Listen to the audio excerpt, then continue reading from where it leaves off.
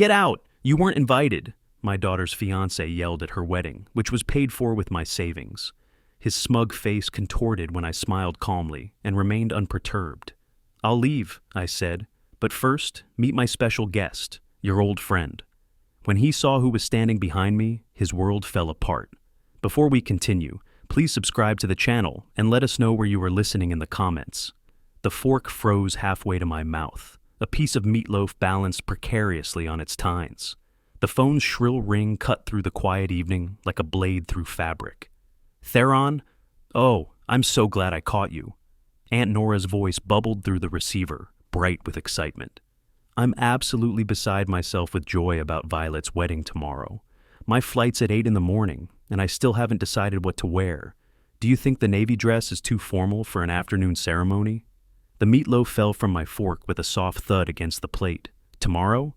Wait, Nora. My voice came out steady, controlled. Years of engineering meetings had taught me to mask confusion. What wedding tomorrow? Violet's wedding is next Saturday. The silence stretched like a taut wire. I could hear her breathing, could almost feel her realizing something had gone terribly wrong. Oh my. Her voice dropped to a whisper. Maybe I got confused about the dates, though Urban was very specific when he called last week.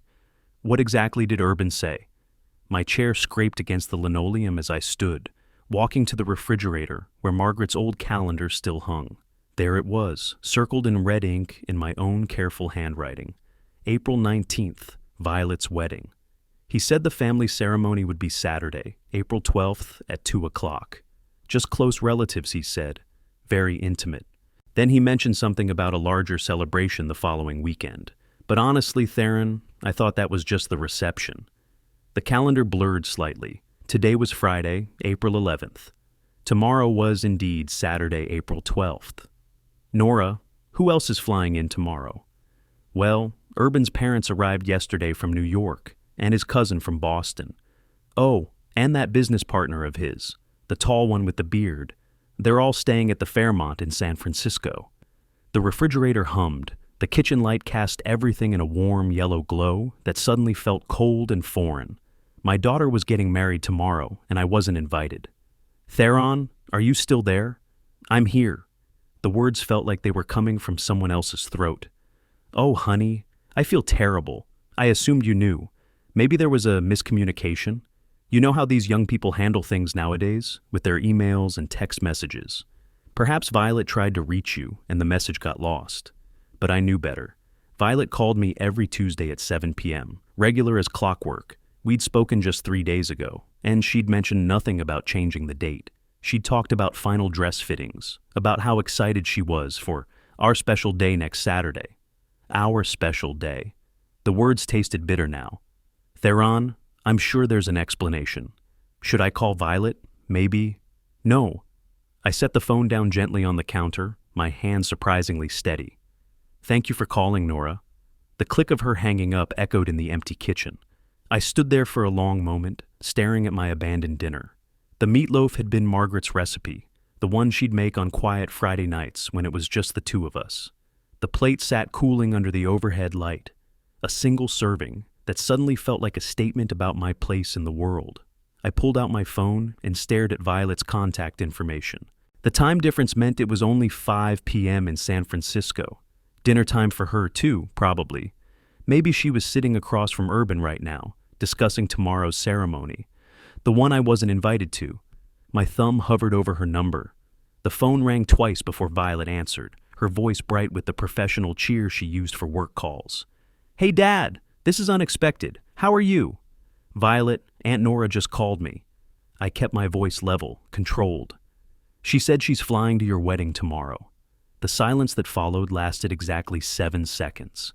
I counted them, my engineer's mind automatically cataloging the delay. Dad, this is complicated to explain over the phone. Try me, I have time. I began pacing the kitchen, from the sink to the table and back again. Through the receiver, I could hear traffic sounds, the distant hum of San Francisco evening. Tomorrow is just a small ceremony with Urban's distant relatives who couldn't make it next weekend. It's more like a formality. Our real celebration will be next Saturday, exactly like we planned. A formality. I stopped pacing.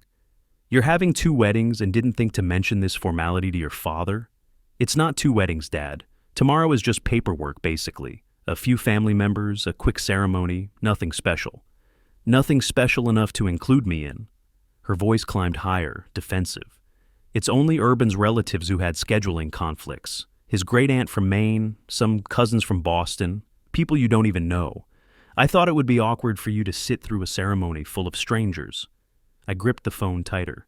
But Aunt Nora's attending. Urban invited her because she knew his grandmother. They had some connection from years ago. More silence. I could hear her breathing, could almost see her searching for the right corporate terminology to soften the blow. Look, Dad, I know this sounds confusing, but the important celebration, the one that matters, is still next Saturday. That's our day, your day, the day we've been planning for months. The day I paid $120,000 for. The words hung in the air like smoke from an extinguished candle. I hadn't meant to say them, but they were true. Every penny of my retirement savings, liquidated to give my daughter the wedding of her dreams. Dad, please don't make this about money. Then what should I make it about, Violet? Because from where I'm standing, it looks like you and your fiancé decided to have a secret wedding and exclude me from it. It's not secret, it's just practical. Urban's family situation is complicated. There are politics involved that you wouldn't understand. Politics. As if I hadn't navigated 3 decades of corporate engineering departments, hadn't learned to read between every line of every memo. What I understand, I said, walking to the kitchen window and staring out at the darkening street, is that my daughter is getting married tomorrow, and I'm finding out from her aunt. The real wedding is next Saturday, Dad. That's when I'll wear Mom's necklace. That's when we'll have our dance. That's the day that matters. But even as she said it, her voice carried the hollow ring of someone trying to convince herself as much as me. I watched my reflection in the window glass, saw an old man holding a phone to his ear while his world shifted beneath his feet. I have to go, Violet. My dinner's getting cold. Dad, wait. I ended the call and set the phone on the windowsill. Outside, the neighborhood was settling into evening routines. Porch lights flickered on. Television screens glowed blue through living room windows. Normal families doing normal things on a normal Friday night. I wasn't invited to my daughter's wedding tomorrow. The thoughts circled in my mind like water draining from a sink, round and round until it disappeared into something deeper and darker. The kitchen felt smaller now, cramped with the weight of betrayal. I turned toward the living room, toward the desk where I kept important papers. There was something I needed to see, something I needed to understand about the magnitude of what had just happened. The wedding expense folder sat exactly where I'd left it 3 months ago, filed neatly between house insurance and medical records in Margaret's old filing cabinet. My hands shook slightly as I pulled it out, carried it to the coffee table, and spread the papers across the surface like evidence at a crime scene. Venue deposit, $15,000. Catering, $28,000. Photography, $8,500. Flowers, $12,000. The numbers marched down the pages in my careful handwriting, each one representing hours of my life, years of saving, decades of working overtime to build something for the future. $120,000. More than I'd earned in 2 full years when I started my engineering career fresh out of college. I walked to the kitchen and poured 3 fingers of Margaret's favorite whiskey into a glass, the amber liquid catching the light like liquid gold. She'd saved this bottle for special occasions, and after she died, I'd been saving it for... what? This felt special enough, in its own twisted way. The whiskey burned, but it was a clean burn, honest and direct. Unlike the conversation I'd just had with my daughter, I remembered the January evening when Urban had first broached the subject of wedding costs. Snow had been falling outside these same windows, and he'd sat in Margaret's old chair, all charm and smooth confidence. "I know it's a lot to ask, Theron," he'd said, leaning forward with practiced sincerity. "But this is a once-in-a-lifetime investment in Violet's happiness, in our family's future, the connections we'll make, the memories we'll create. It's invaluable. Investment, family, future." He'd known exactly which words to use on a lonely widower who wanted nothing more than to see his daughter happy. I'd been so grateful that someone wanted to marry her, so relieved that she'd found love after her string of disappointing relationships. I'd signed every check without question, liquidated my retirement accounts without hesitation. Margaret's photograph smiled at me from the mantel, her eyes bright with the intelligence that had guided our 30-year marriage. I lifted the whiskey in a silent toast to her memory.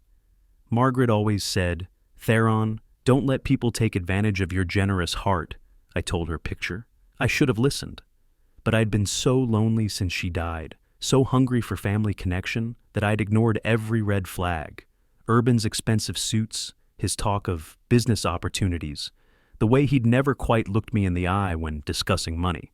I touched the edge of her photo frame, feeling the familiar weight of grief and something newer, sharper: determination.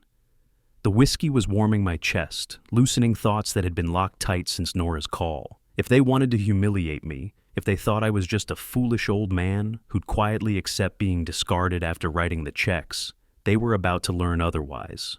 I wasn't the same broken widower who'd agreed to fund their elaborate wedding. Margaret's memory was giving me strength, her voice whispering advice from beyond the grave. Don't be a doormat. Don't let them use you. Fight back. The wedding documents felt different now in my hands, less like generous gifts and more like evidence of a con game. Urban had played me perfectly, identified my vulnerabilities and exploited them with surgical precision. But he'd made one crucial mistake. He'd assumed I'd stay home and accept the insult quietly. I folded the papers carefully and returned them to the folder. Tomorrow, while my daughter married her charming manipulator in San Francisco, I'd be... where, exactly? The question hung in the air like smoke. I finished the whiskey and looked one more time at Margaret's photograph. Her smile seemed different now, less sad and more knowing, as if she approved of whatever I was planning to do. The living room lamp clicked off, plunging the house into darkness, but my mind was already working, already calculating distances and possibilities. By tomorrow evening, Urban Green would understand that Theron Weaver wasn't nearly as weak as he'd assumed. The folder containing $120,000 worth of wedding receipts lay closed on the coffee table, but the real accounting was just beginning. Sleep had come in fragments, broken by thoughts of betrayal and half-formed plans. I woke Saturday morning with a sense of purpose I hadn't felt in years, the kind of clarity that comes after making a difficult decision. Margaret always said that problems seemed smaller in daylight, but this one had only grown more defined. Coffee dripped steadily into the pot while I prepared simple breakfast: 2 pieces of toast, butter, strawberry jam. The kitchen felt different in the morning light, less like a scene of devastating revelation and more like a command center. Through the window, I could see Mrs. Patterson watering her garden next door, blissfully unaware that her neighbor had just discovered his world had shifted overnight. The phone rang at exactly 9 o'clock, cutting through the quiet morning like an alarm. Unknown number, area code 310. Los Angeles. "Mr. Weaver?" The voice was professional, measured. "My name is Winfield Elliott. I'm a private investigator calling from Los Angeles." I set down my coffee cup, suddenly alert. "I'm sorry, but I didn't hire a detective." "No, sir, you didn't. But we have what you might call a mutual interest in Urban Green. I believe I can tell you things about your future son-in-law that would surprise you." The toast grew cold on my plate. "What kind of things?" "The kind that shouldn't be discussed over the phone. Mr. Weaver, I know this is unusual, but can you fly to Los Angeles today? I have a 4 p.m. slot available." My engineering mind immediately began calculating logistics. Chicago to LAX, roughly 4 hours flight time. Morning departure would put me there by early afternoon, accounting for the time difference. Why should I trust someone I've never met? Because Urban Green cost me $2 million and nearly destroyed my life. Because your daughter is marrying a man who specializes in exploiting trust. And because, based on what I've learned about you, Mr. Weaver, you're not the type of person who lets injustice slide. Something in his tone, controlled anger mixed with professional determination, reminded me of myself, an engineer who'd identified a problem and was methodically working toward a solution. "How did you get my number?" "I make it my business to know things about Urban's associates. When I learned about the wedding, and more specifically about the financing arrangements, I realized we might be able to help each other." I reached for the pen Margaret always kept by the phone, found a scrap of paper. "What's your address?" "Wilshire Boulevard, Suite 1247, the Meridian Building. It's downtown, easy to find from LAX." "And you're suggesting what, exactly?" "That we meet. That I show you documentation you'll find illuminating. and that perhaps we can ensure your daughter understands exactly who she's marrying before it's too late. The phrase "before it's too late" hung in the air. Today was Saturday. The secret wedding was happening right now, probably within hours. Tomorrow would be... What? Too late seemed optimistic. But then I remembered Violet's words from last night. The real wedding is next Saturday, Dad. That's our day. Maybe it wasn't too late after all. Mr. Elliot, I'll be there. Excellent. And Mr. Weaver, don't mention our conversation to anyone. Not yet.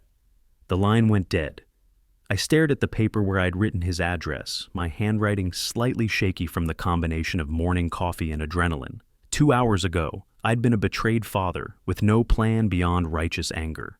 Now I had an appointment with a private investigator who claimed to have evidence about Urban's past. I pulled out my laptop and began searching for flights. Chicago to Los Angeles, departing this morning. The 11:20 a.m. departure would put me in LA at 1:45 p.m. local time. Perfect timing for a 4 p.m. meeting. My credit card information was already saved in the system. 3 clicks, and I had a boarding pass. The taxi pulled up to a modest glass building on Wilshire Boulevard at 3:45 p.m. I'd spent the 4-hour flight staring out the window, trying to imagine what evidence a private investigator might have about my future son-in-law. The theories ranged from financial irregularities to more serious criminal activity, but nothing had prepared me for the reality. Winfield Elliott's office occupied a corner suite on the 12th floor, professional but hardly luxurious. Filing cabinets lined one wall, and his desk held a computer, several manila folders, and a coffee mug that had seen better days. The man himself was tall, maybe 6'2", with a carefully trimmed beard and the kind of direct eye contact that suggested he'd learned to read people for a living. Mr. Weaver, thank you for coming. His handshake was firm, confident. Please, have a seat. Can I offer you coffee? Water?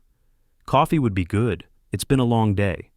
He poured from a pot that looked like it had been brewing since dawn, handed me a cup, then settled behind his desk with a thick folder. Before we begin, I need to ask, what do you know about Urban's business background? Fintech startup, cryptocurrency. He talks about disrupting traditional banking models.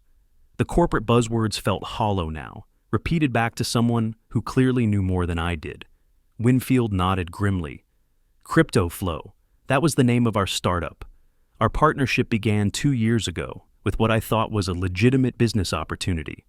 He opened the folder and spread documents across his desk like a dealer laying out cards. Bank statements, legal papers, email printouts, the detritus of a business relationship gone wrong.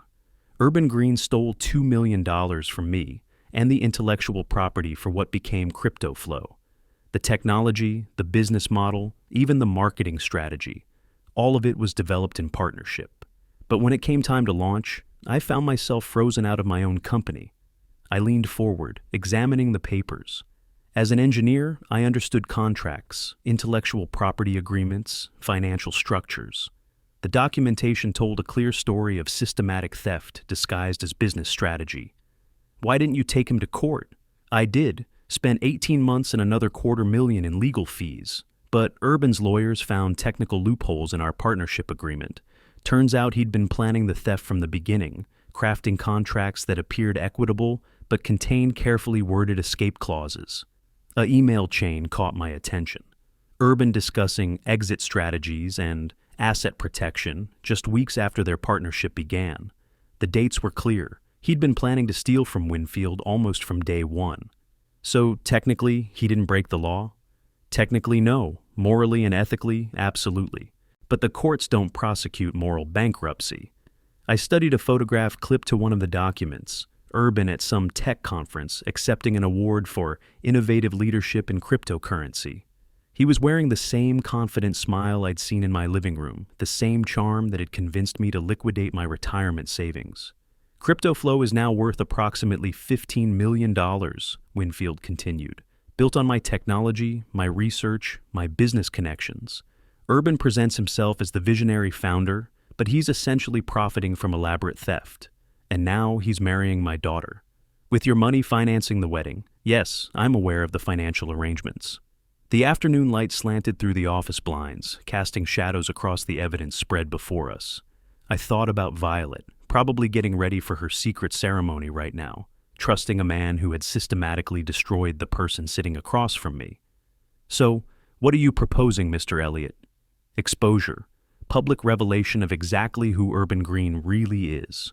Tomorrow's wedding, the official ceremony, provides the perfect opportunity. A room full of people, including many of Urban's business associates who would be very interested to learn about his past. You want to ruin my daughter's wedding. I want to save your daughter from marrying a professional con artist. Sometimes the truth is inconvenient, Mr. Weaver, but it's still the truth.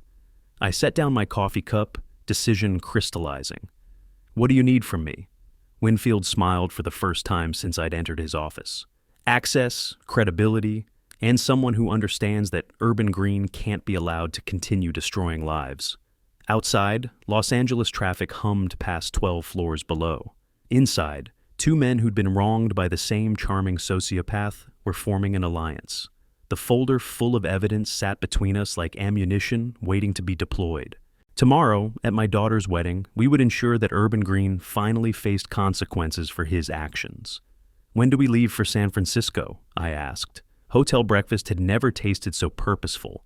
Winfield and I sat in the Union Square Marriott's restaurant at 10 a.m., surrounded by tourists planning shopping excursions and business travelers checking their phones. Our conversation, however, focused on strategy and timing. The wedding starts at 2 p.m., I said, stirring sugar into my coffee. When do we make our move?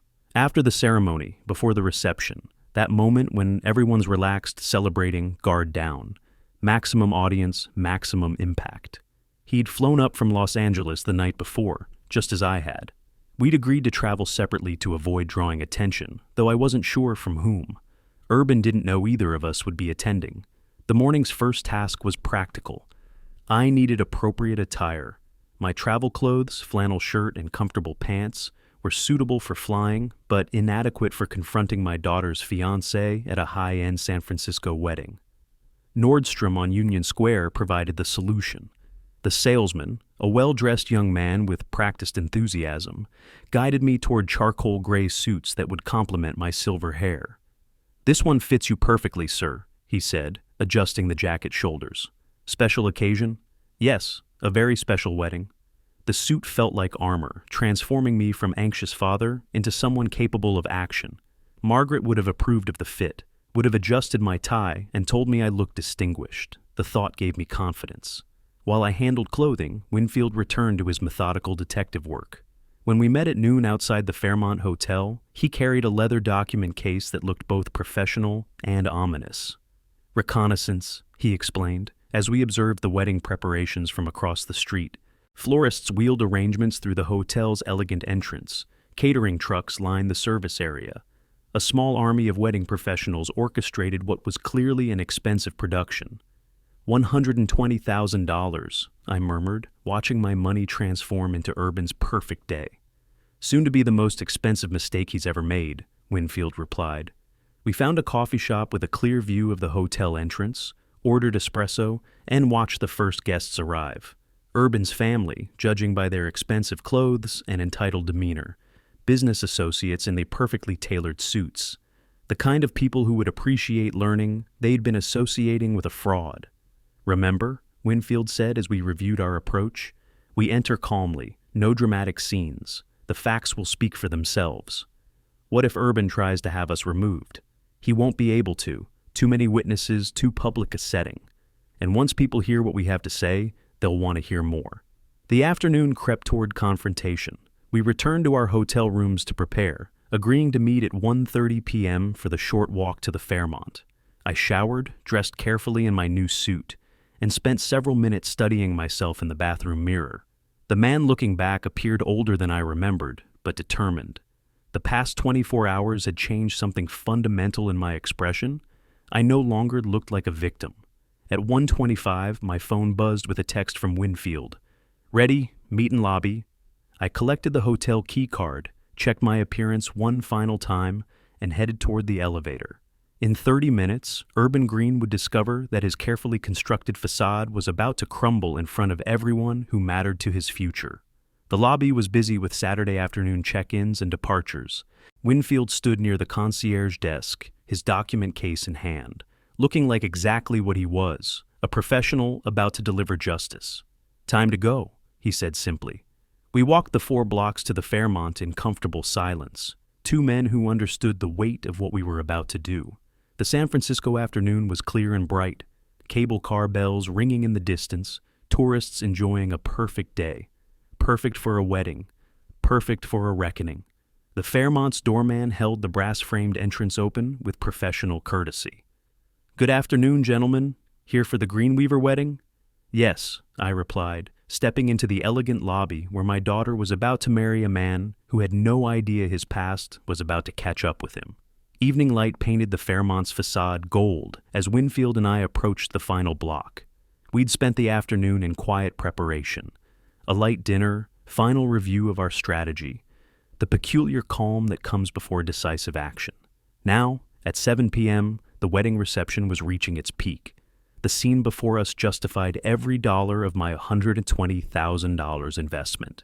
A line of luxury vehicles, Mercedes, BMW, Tesla, curved around the hotel's circular drive.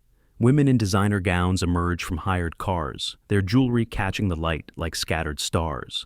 Men in perfectly tailored tuxedos escorted them through the brass doors with practiced elegance. "Quite the spectacle," Winfield observed, his leather portfolio tucked under his arm. "Your money's certainly working hard tonight." "Every dollar from my pension." The words tasted bitter. "And they didn't want me here to see it." Through the hotel's tall windows, we could glimpse the ballroom's crystal chandeliers, the movement of hundreds of guests, the warm glow of what appeared to be a perfect celebration. Live music drifted onto the street, a full orchestra, not some DJ with speakers. As we drew closer, the scale became overwhelming. This wasn't the modest family celebration Violet had originally planned. This was a society event, designed to impress Urban's business associates and establish his credibility in San Francisco's financial circles. 300 guests, minimum, all dressed to showcase their success and connections.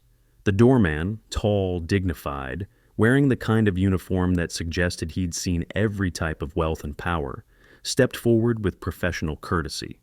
"Good evening, gentlemen. Your invitations?" "I'm the bride's father," I said, my voice carrying the weight of absolute truth. "This is my special guest." The doorman's expression shifted subtly. He'd been trained to handle delicate family situations without creating scenes. "Of course, sir. The reception is in the grand ballroom main floor. I hope you enjoy the celebration." Inside, the Fairmont's marble lobby gleamed under elaborate lighting. Wedding photographers moved through clusters of guests like choreographed dancers, capturing every perfect moment. The air itself seemed to sparkle with champagne bubbles and expensive perfume.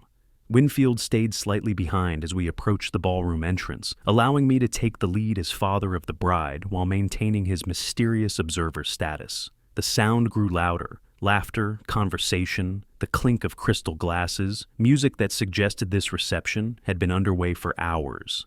Then we entered the ballroom itself. The sight took my breath away. Crystal chandeliers hung from a ceiling, painted with golden angels and clouds. Round tables covered in ivory silk seated 8 guests each, centered with elaborate floral arrangements that probably cost more than most people's monthly salary.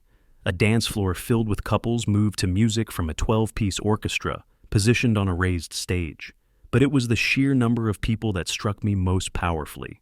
300 guests, easily, all dressed in formal evening wear, all celebrating my daughter's marriage to a man who had systematically stolen millions from my companion. At the head table, elevated on a small platform, I spotted Violet in her wedding dress, a vision in white silk and pearl beading that caught the ballroom's light like captured moonbeams. She was laughing at something Urban was whispering in her ear, radiant with happiness. "There she is," I murmured, a father's pride mixing with the bitter knowledge of what was about to unfold. And then, across the crowded ballroom, Urban's eyes found mine.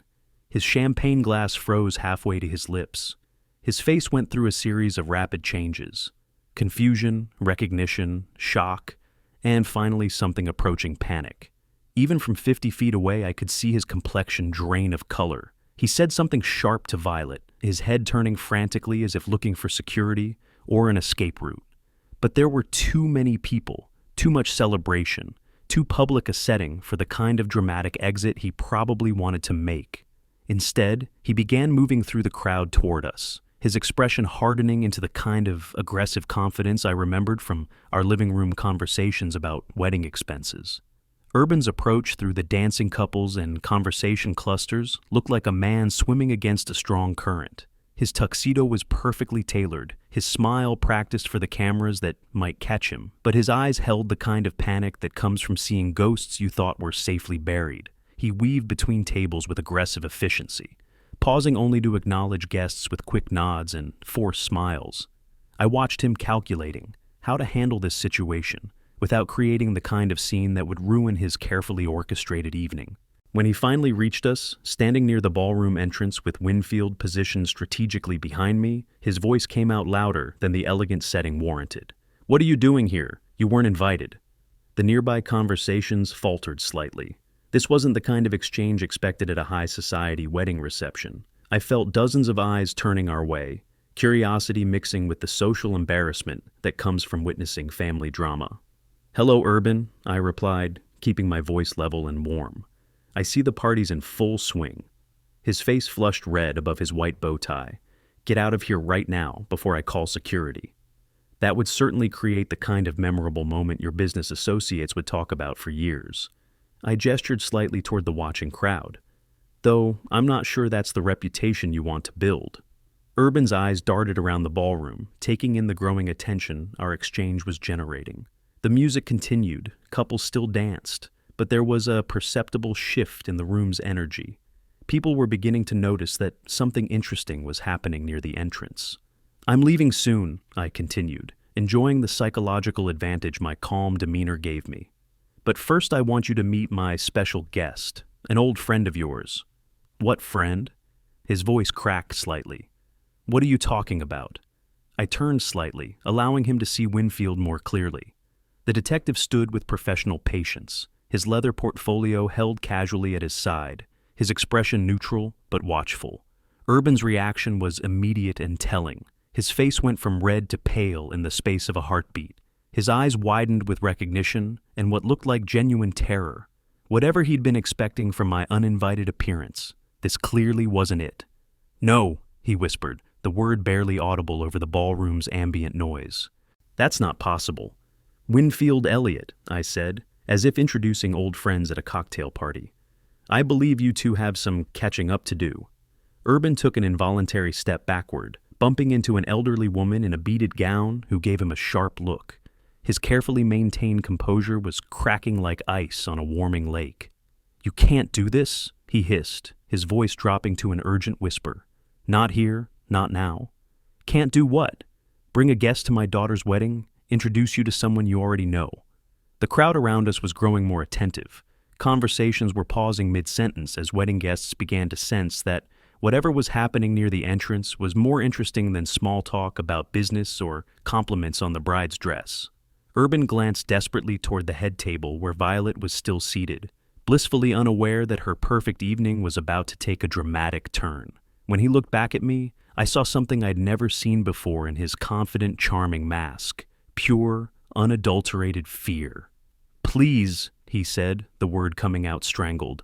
"Whatever you think you know." "I don't think anything, Urban. I know everything." Winfield stepped forward slightly, just enough to make his presence more prominent without seeming aggressive. The movement was subtle, professional, but Urban caught it immediately. "Ladies and gentlemen," Urban announced suddenly, his voice pitched to carry across the nearby tables. "My wife's father has just arrived unexpectedly. We're going to step outside for a private family conversation." But even as he spoke, I could see Violet rising from the head table, her white dress flowing around her as she began making her way through the crowd toward us. She'd finally noticed the commotion. Violet moved through the ballroom like a swan navigating troubled waters, her wedding dress trailing behind her in elegant waves. She'd set down her champagne flute and excused herself from whatever conversation had been entertaining the head table, her face showing the kind of polite concern that comes from a hostess sensing something amiss at her own party. As she drew closer, I could see her expression shifting from mild curiosity to genuine confusion. Her eyes moved from me to Urban to the growing circle of wedding guests who had abandoned their own conversations to watch our little drama unfold. "Dad!" she called out, her voice carrying across the space between us with a mixture of shock and something approaching delight. "What are you doing here? How did you find out about tonight?" The question hung in the air like smoke. Around us, I could sense the wedding guests processing this revelation, the bride's father arriving unexpectedly. Some kind of family drama playing out in real time at what was supposed to be a perfect celebration. "Sweetheart," I replied, opening my arms slightly in the gesture that had comforted her through childhood scraped knees and teenage heartbreaks. "I couldn't miss your wedding, and I brought a special guest." Her eyes followed my gesture toward Winfield, who stood with his leather portfolio like a patient professional waiting for his cue. The confusion in her expression deepened. "Who's that man? I don't recognize him from our guest list." "That's what I'd like to know," Urban interjected, his voice tight with barely controlled panic. He grabbed Violet's elbow with more force than seemed appropriate for a groom touching his bride. "Violet, we need to step outside, right now." She pulled away from his grip, her attention fixed on me with the kind of focus I remembered from her childhood, when she sensed that something important was happening but couldn't quite understand what. "Dad, you're making everyone nervous. This is supposed to be a celebration." "And what a celebration it is," I said, gesturing around the ballroom at the crystal chandeliers, the elaborate floral arrangements, the 300 guests in formal attire. $120,000 certainly buys a memorable evening. Her face flushed slightly. "We talked about this. The expenses were my gift to you," I finished. "Every penny of my retirement savings invested in your happiness." Urban was sweating now, actual perspiration visible on his forehead despite the ballroom's comfortable temperature. His eyes kept darting between Winfield and the exits, like a trapped animal calculating escape routes. "Violet, please," he whispered urgently. "We really need to leave." But she was studying my face with the intelligence that had made her successful in San Francisco's competitive tech industry. Something in my expression, or perhaps in Urban's obvious desperation, was triggering her analytical instincts. "Why are you so nervous?" she asked her new husband, her voice carrying across the space to nearby guests who were no longer even pretending not to listen. "It's my father. You've met him dozens of times." "Because this isn't just about your father," Winfield said, speaking for the first time since we'd entered the ballroom. His voice carried the kind of professional authority that made people pay attention, calm, measured, and loaded with implication. Violet turned to study him more carefully. "I'm sorry, but who exactly are you?" "My name is Winfield Elliott. I'm a private investigator from Los Angeles." He lifted his leather portfolio slightly. "And I have some information about your husband that I think you should hear." Urban made a sound that might have been a whimper. Around us, the wedding guests were no longer making any pretense of their own conversations. The music continued, but I could see heads turning throughout the ballroom as word spread that something dramatic was unfolding near the entrance. "What kind of information?" Violet asked, her voice steady despite the obvious tension. Urban grabbed her arm again, more desperately this time. "We're leaving, now." But Winfield was already opening his portfolio, and I could see the moment when Urban realized that running was no longer an option. I caught Winfield's eye across the space between us and gave him the slightest nod. It was time. He moved through the crowd with the methodical precision of a professional who had been waiting for exactly this moment. Wedding guests stepped aside as he approached, sensing the gravity in his deliberate stride. His leather portfolio remained at his side, but everyone in our growing circle could see it contained something significant. "Well, hello there, old friend," Winfield said as he reached our small group. His voice carried perfectly across the space, warm with false familiarity. "Didn't expect to see me tonight, did you?" Urban's face went through several color changes, from red to white to a sickly gray, that made him look like he might faint right there on the ballroom floor. "Winfield." The name came out as barely a whisper. "What are you doing here?" "Returning a favor, settling an intellectual debt." Winfield's professional composure was flawless, but I could hear the satisfaction underneath. "I brought along some documents I thought you might find interesting. Papers about our joint company, CryptoFlow." The name hit Urban like a physical blow. He actually staggered backward, bumping into a waiter carrying champagne flutes. The sound of breaking glass created a perfect punctuation mark to the moment. You're insane. Urban's voice rose above the ballroom's ambient noise.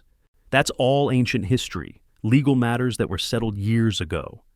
Ancient history for you, perhaps. Winfield opened his portfolio with theatrical precision. But for me, it's $2 million in stolen money and a business partnership destroyed by fraud. Time doesn't heal theft, Urban.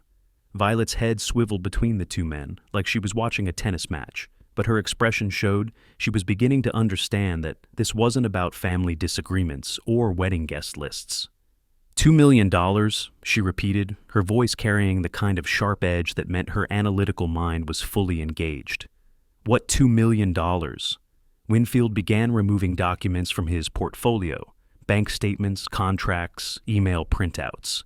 He spread them across a nearby cocktail table with the methodical precision of someone who had practiced this moment many times. Your husband and I were partners in a cryptocurrency startup called CryptoFlow. I developed the technology, created the business model, provided the initial funding. Urban was supposed to handle marketing and investor relations. Supposed to? Violet moved closer to the table, her wedding dress rustling against the evidence. Instead, he systematically transferred company assets to accounts under his sole control, filed new incorporation papers that excluded me entirely, and launched the business as if he'd created it himself. Urban was shaking his head frantically. None of that is true. Winfield is a disgruntled ex-partner who couldn't handle legitimate business decisions. But Violet was already examining the documents. I watched her face as she read, seeing the moment when her quick intelligence began processing the implications of what lay before her.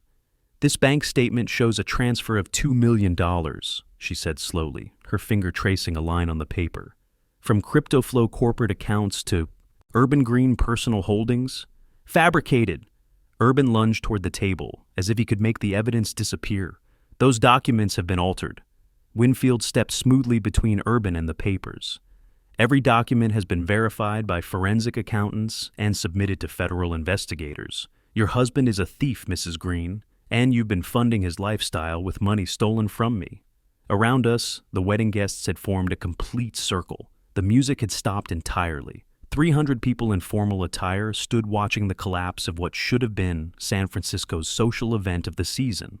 Violet picked up another document, a partnership agreement bearing Urban's signature. "This is your handwriting," she said to her husband, her voice barely audible. "I've seen you sign contracts 100 times. Violet's hands trembled slightly as she held the partnership agreement, but her voice remained steady. The ballroom had fallen so quiet that I could hear the rustle of expensive fabric, as 300 wedding guests leaned forward to catch every word. "Urban, what is this?" She pointed to a specific clause in the contract. "It says here that you appropriated company assets and intellectual property worth over $2 million. Explain this to me." Urban's desperation had reached a crescendo that was painful to witness. Sweat stained his expensive tuxedo shirt, and his usual charm had completely evaporated.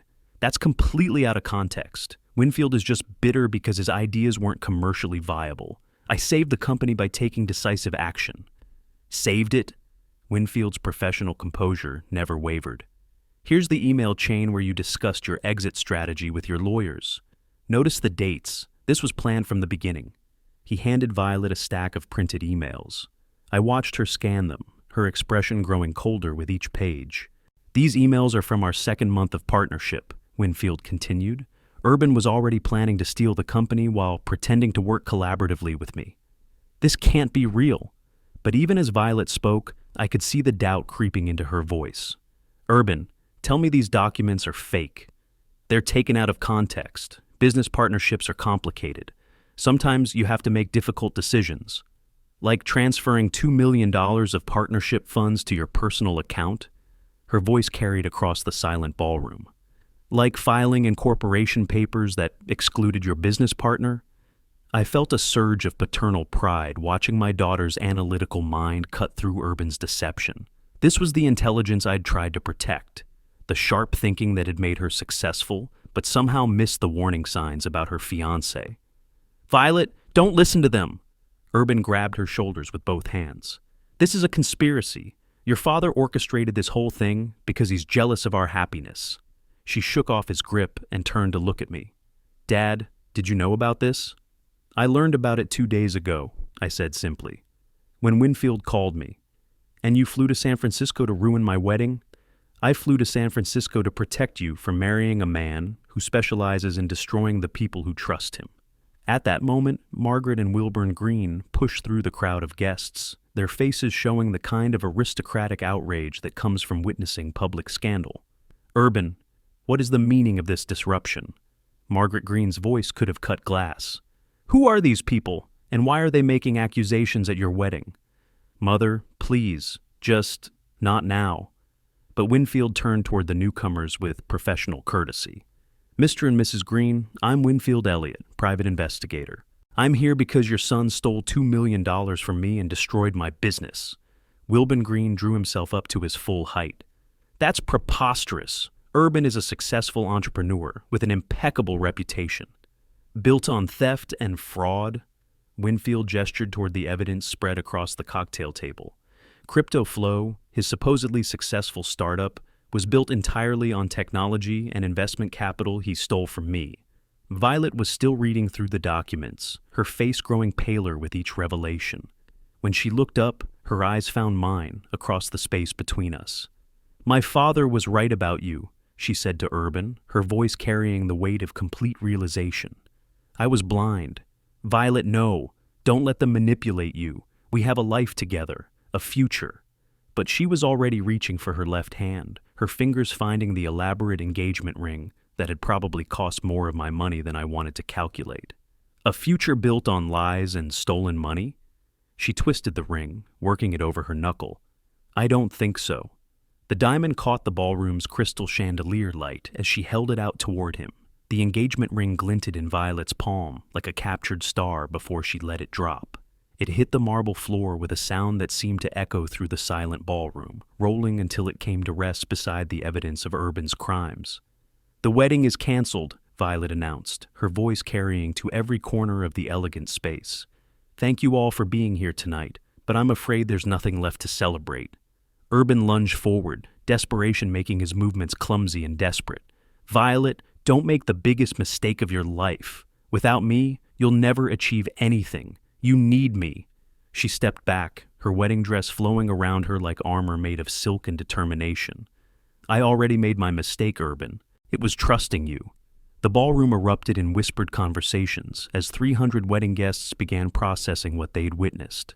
Some moved closer to offer support to Violet, while others gathered belongings and prepared for an exit that would give them stories to tell for years. Urban's parents flanked him, their faces masks of social horror and family shame. Margaret Green's careful composure had cracked completely. Urban, is this true? She demanded. Did you steal money from this man? It's all lies, business complications, legal technicalities. But Winfield was closing his portfolio, his mission accomplished. The evidence speaks for itself. Your son is a thief and a con artist who nearly succeeded in destroying another family the same way he destroyed my business. This is a setup. Urban's voice had reached a pitch that bordered on hysteric. You're all conspiring against me. Wilburn Green grabbed his son's arm with the kind of force that suggested years of disappointment finally finding expression. We're leaving, now, before you embarrass this family any further. As the Green family began their hasty retreat through the crowd of watching guests, Urban turned back toward Violet one final time. You'll regret this. You'll come crawling back when you realize what you've lost. What I've lost, Violet replied, her voice steady and clear, is my illusions about who you really are, and I'm grateful. They disappeared through the ballroom doors, leaving behind a silence that felt both heavy and somehow cleansing. I approached my daughter slowly, uncertain of my reception, despite everything that had just unfolded. She stood surrounded by discarded evidence and scattered rose petals from her wedding bouquet, looking younger than her 28 years, but stronger than I'd seen her in months. Sweetheart, I said softly, I'm sorry it happened this way. She looked up at me with tears streaming down her face, but her expression held relief rather than devastation. No, Dad. Thank you for opening my eyes. Her voice broke slightly. I owe you the biggest apology of my life. You tried to warn me, and I wouldn't listen. I opened my arms, and she stepped into them, the way she had as a little girl, when the world seemed too big and complicated to navigate alone. I love you, Violet. That's all that matters now. I love you too, Dad, and I'm sorry I didn't trust you." Over her shoulder, I saw Winfield collecting his documents, preparing to fade back into the professional shadows from which he'd emerged. "Mr. Elliot," I called out, "thank you, justice has been served." He smiled, the first genuinely warm expression I'd seen from him since we'd met. Now he can't deceive anyone else. That makes everything worthwhile. The ballroom was emptying around us, guests departing with the kind of respectful quiet that follows unexpected drama. But standing there with my daughter in my arms, surrounded by the remnants of a wedding that was never meant to be, I felt something I hadn't experienced in years. Complete and absolute vindication. Margaret would have been proud. Her husband had protected their daughter, exposed the truth, and brought justice to a man who specialized in exploiting trust. The $120,000 had been expensive, but the education it provided was priceless. Urban Green had finally faced the consequences of his actions, and Violet was free. If you like this story, please like this video, subscribe to the channel, and share your impressions of this story in the comments. To listen to the next story, click on the box on the left. Thank you for watching.